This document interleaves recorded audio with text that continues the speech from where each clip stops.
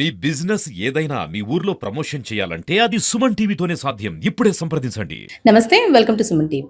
పిల్లలు ముద్దుగా ఉన్నారనో, వాళ్ళు ఆడుకుంటారనో, మారం చేస్తున్నారనో ఏదో ఒక వస్తువు వాళ్ళ చేతికి ఇస్తూ ఉంటాం. అయితే అవి ఒక్కొక్కసారి చాలా ప్రమాదాన్ని తెచ్చిపెడుతుంది.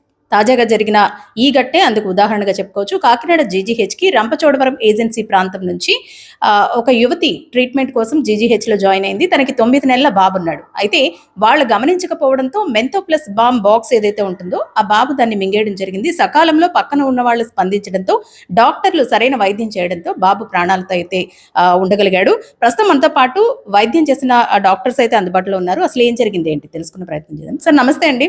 చాలా మంది పిల్లల విషయంలో చేసే చిన్న చిన్న పొరపాట్లే ఇవని చెప్పుకోవచ్చు, కానీ దీనికి నిజంగా పెద్ద పెద్ద పరిణామాలే మనం చూడాల్సి ఉంటుంది. నార్మల్గా చాలా మంది పిల్లలు ఆడుకుంటున్నప్పుడు పిన్నిస్లో లేదంటే కాయిన్స్ మింగేస్తూ ఉంటారు. ఇలాంటి ఇష్యూస్ చాలా సార్లు చూసాం. కానీ మెంతో ప్లస్ బాక్స్ అనేది కాస్త పెద్ద సైజులోనే ఉంటుంది. సో ఆ బాబు ఎలా మింగేయగలిగాడు, అలాగే మీరు ఎప్పుడు అది గమనించారు సార్? ఈ పేరెంట్స్ సూపర్విజన్ లేకపోవడం వల్ల యాక్చువల్గా ఈమె పేరు విజయదుర్గ. ఈమె ఏజెన్సీ ఏరియా నుంచి వచ్చారు. ఈమె కొంత హైట్ నుంచి పడిపోవడం వల్ల ఈమెకు ఫిట్స్ రావడం వల్ల అడ్మిట్ అయింది. 3 డేస్గా న్యూరో సర్జరీ వార్డులో ఉంది.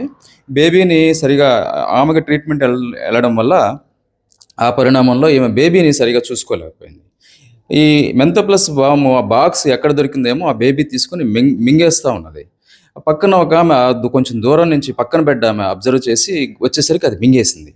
ఈ లోపల బేబీ సడన్గా ఆక్సిజన్ లెవెల్స్ పడిపోయి బ్లూగా అయిపోయి డల్గా అయిపోయి వేలాడబడిపోయింది అనమాట. ఆమె ఇంకేమీ ఆలోచించకుండా పక్క బెడ్ అటెండరు గబుక్కున పరిగెత్తుకుంటా, న్యూరో సర్జరీ వార్డు ఫస్ట్ ఫ్లోర్లో ఉంటుంది, అక్కడి నుంచి పరిగెత్తుకుంటా తీసుకొచ్చి క్యాజువాలిటీ తీసుకొచ్చింది. క్యాజువాలిటీలో మనం ఎలాగో 24/7 మన డాక్టర్స్ అందరూ డ్యూటీలో ఉంటారు కాబట్టి ఇమ్మీడియట్గా బేబీని అటెండ్ చేయడం జరిగింది. అక్కడ ఉన్న అనస్థీషియా టీము, మేము పీడియాట్రిక్ టీము, మాకు కూడా కాల్ వచ్చింది. ఇమ్మీడియట్గా మేము క్యాజువాలిటీకి దాదాపు పరిగెత్తుకుంటానే వెళ్ళిపోయాము. అక్కడికి వెళ్ళేసరికి బేబీ బ్లూగా నీలంగా అయిపోయి శ్వాస తీసుకోవడానికి ఇబ్బంది పడుతూ, నోట్లో నుంచి కొంచెం బ్లడ్ వస్తూ, ఉమ్ముతో కూడిన బ్లడ్ వస్తూ, అసలు శ్వాస తీసుకోవడానికి ఇబ్బంది పడిపోయి చాలా ఇరిటబుల్గా, చాలా ఇబ్బందికరమైన పరిస్థితిలో బేబీ ఉండడం మేము గమనించాం. సో ఇమ్మీడియట్గా బేబీని కొంచెం కంఫర్టబుల్ పొజిషన్లో పెట్టి లారింగోస్కోప్ అని ఉంటుంది, ఆ లారింగోస్కోప్ తోటి కొంచెం ఓరల్ క్యావిటీ ఓపెన్ చేసి, తర్వాత కొంత ఐడియా అందరం టీం వర్క్, ఇది నేను ఒక్కడనే చేసింది కాదు, యాక్చువల్ అనస్థిస్ట్ ఉన్నాడు అక్కడ, అతను చేసింది. మ్యాజిల్స్ ఫోర్సెప్స్ తోటి లారింగోస్కోప్ తోటి ఓరల్ క్యావిటీ ఓపెన్ చేసి ఆ మ్యాజిల్స్ ఫోర్సెప్స్ తోటి తీయడానికి ట్రై చేశాడు. ఒక అటెంప్ట్ చేస్తే రాలేదు. అలాగే ఓవర్ ఏ పీరియడ్ ఆఫ్ ఒక 10 to 15 minutesలో we could remove that foreign body, అంటే ఆ మెంతో ప్లస్ బామ్ బాక్స్. కానీ మాకు కూడా ఏంటంటే అంత చిన్న బాక్స్ వాడు ఒక్కసారి లోపలికి వెళ్ళాక ఇంకా బయటికి తీయలేక మింగడం స్టార్ట్ చేశాడు. దానివల్ల ఇంకా అది లోపలికి వెళ్ళిపోయి కొంచెం తీయడం కూడా కొంచెం ఇబ్బందికరమైన పరిస్థితిలో వచ్చింది. అయితే ఈ పరిణామం కేవలం హాస్పిటల్ ప్రిమిసెస్లో జరగడం వల్ల సర్వైవ్ అయ్యాడు, కానీ బాబు అది ఇంట్లో జరుగుంటే దాని రిజల్ట్స్ ఎలా ఉండే మనం చెప్పలేము.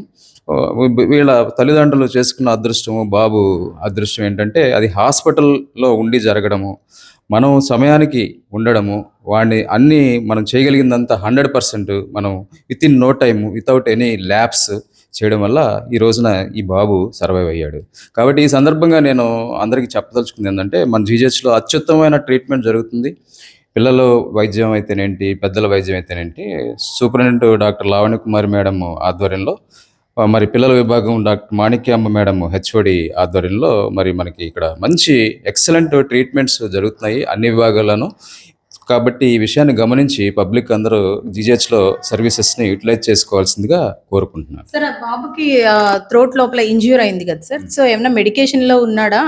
నార్మల్గా ఎప్పుడు తీసుకున్నట్టే పాలు, ఆ లిక్విడ్స్ అవి తీసుకోగలుగుతున్నాడా? ఇప్పుడు తీసుకోగలుగుతున్నాడు. నిన్నైతే కొంచెం సేపు మేము ఒక 8 to 10 hours we have withholded the feeds, అంటే ఏమి ఇవ్వలేదు. ఎందుకంటే లోపల మేము చూసినప్పుడు కొంచెం బ్లీడ్ అవుతా ఉన్నది.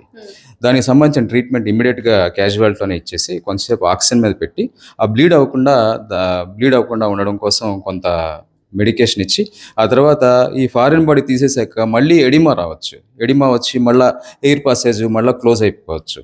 అంతసేపు ఫారిన్ బాడీ ఉన్నది కదా, దానికి కొంత డెక్సామిజన్ అనే ఇంజెక్షన్ ఇచ్చి అవన్నీ మొత్తం అంతా మెజర్స్ అన్నీ తీసుకుని తర్వాత ఇమీడియట్గా మేము పిల్లల ఐసీయూ అంటే పిఐసికి షిఫ్ట్ చేయడం జరిగింది.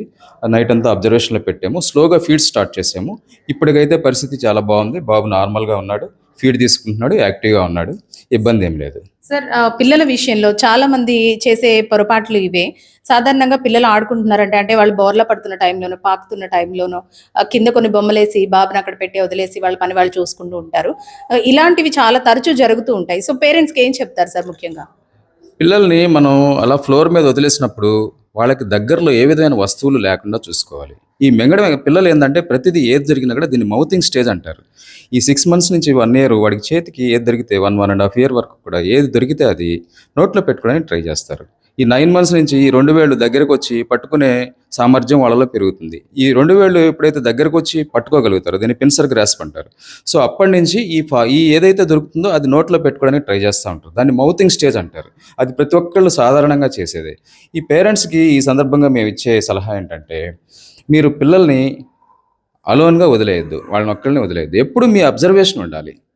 మీ కేర్‌లోనే ఉండాలి వాళ్ళు. వాళ్ళు ఆడుకునే టైంలో వాళ్ళ చుట్టుపక్కల ఈ పిన్నులు, తర్వాత ఈ చిన్న చిన్న వస్తువులు, ఈ ప్లాస్టిక్ వస్తువులు ఇటువంటివి వాళ్ళకి చేతికి దగ్గరలో ఉంచడం మీరు ఉంచకుండా చూసుకోవాలి. ఎందుకంటే ప్రతిది ఏది దొరికినా కూడా పిల్లవాడు అనేవాడు ఒక 1, 1½ ఇయర్ వరకు వాడు నోట్లో పెట్టుకోవడానికే ట్రై చేస్తాడు. వాడికి తెలియదు. ప్రతి ఒక్కటి వాడు నోట్లో పెట్టుకోవడానికి ట్రై చేస్తాడు. ఎందుకంటే దాన్ని మౌతింగ్ స్టేజ్ అంటారు. ఆ మౌతింగ్ స్టేజ్‌లో ప్రతి ఒక్కళ్ళు అలాగే చేస్తారు. కాబట్టి ఈ విధమైన సూచనలు, సలహాలు పాటిస్తూ పిల్లల్ని కంటిన్యూయస్ మానిటరింగ్‌లో ఉంచుకొని ఇటువంటి పరిణామాలు జరగకుండా చూసుకుంటే మన పిల్లల్ని మనం జాగ్రత్తగా కాపాడుకోగలుగుతాం.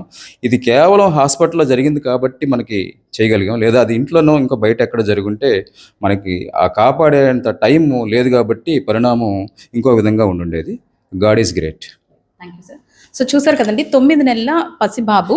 అయితే పిల్లలు ముఖ్యంగా పేరెంట్స్ మానిటరింగ్ అయితే ఉండాలంటూ కూడా చెబుతూ ఉన్నారు. ఏదైతే మెంతో ప్లస్ బాంబ్ బాక్స్ ఉందో నార్మల్‌గా చిన్న చిన్న కాయిన్స్, చిన్న చిన్న వస్తువులు పిల్లలు మింగేయడం తరచూ ఇలాంటి ఘటనలు మనం వింటూనే ఉంటాం, చూస్తూనే ఉంటాం. అయితే ఆ బాంబ్ బాక్స్ ఏదైతే ఉంటుందో అది సైజ్ కూడా పెద్దగా ఉంటుంది. నోట్లోకి వెళ్ళిన తర్వాత తిరిగి బయటకు తీయలేక ఇంకా లోపలికి మింగడంతో ఈ పరిణామం చోటు చేసుకుందంటూ కూడా చెబుతున్నారు. అయితే ఇది అంతా కూడా హాస్పిటల్ పరిధిలో జరిగింది కాబట్టి ఆ బాబుని కాపాడగలిగారు. అదే ఏ ఇంట్లోనో ఇంకెక్కడైనా జరిగినప్పుడు హాస్పిటల్‌కి తీసుకువచ్చే లోపే అనుకోని సంఘటనలు జరిగే అవకాశం ఎక్కువగా ఉంటుంది కాబట్టి ముఖ్యంగా పేరెంట్స్ జాగ్రత్తగా ఉండాలంటూ కూడా వైద్యులు సూచిస్తున్నారు. అలాగే కాకినాడ జీజీహెచ్‌లో పీడియాట్రిక్ విభాగంలో అత్యాధునికమైన వైద్యం అందుబాటులో ఉందంటూ కూడా వైద్యులు చెబుతూ ఉన్నారు.